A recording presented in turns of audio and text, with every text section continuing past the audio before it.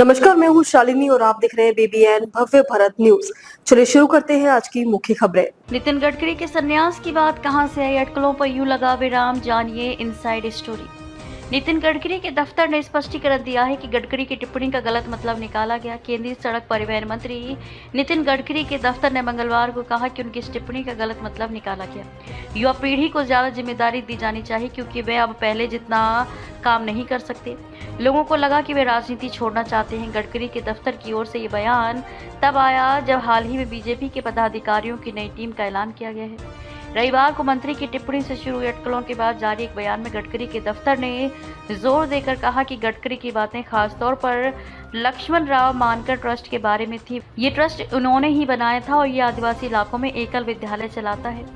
गडकरी के दफ्तर ने कहा कि उस संदर्भ में गडकरी ने कहा था कि वे अब पहले जितना काम नहीं कर सकते और युवा पीढ़ी को बड़ी जिम्मेदारियां संभालने का मौका दिया जाना चाहिए। उनकी बात साफ तौर पर ट्रस्ट के कामकाज और भविष्य के नेतृत्व से जुड़ी थी।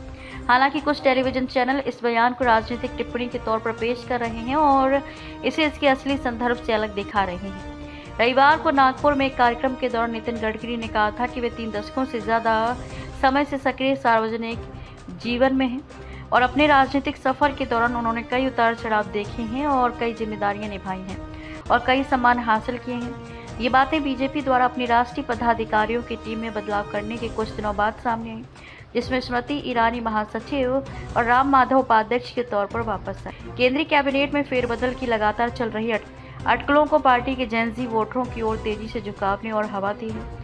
लोगों का तर्क है कि यह बदलाव अब तेजी से हुआ है जब पार्टी को सरकारी परीक्षा प्रणाली में भ्रष्टाचार और सरकारी स्कूलों की खराब हालत को लेकर छात्रों के भारी गुस्से का सामना करना पड़ा। तो अभी तक के लिए इतना ही। मैं शालिनी आपसे विदा लेती हूँ। अगली खबर में फिर मुलाकात होगी एक और खास खबर के साथ। तब तक के लिए बने रहिए BBN भव्य भारत न्यूज के साथ। नमस्कार।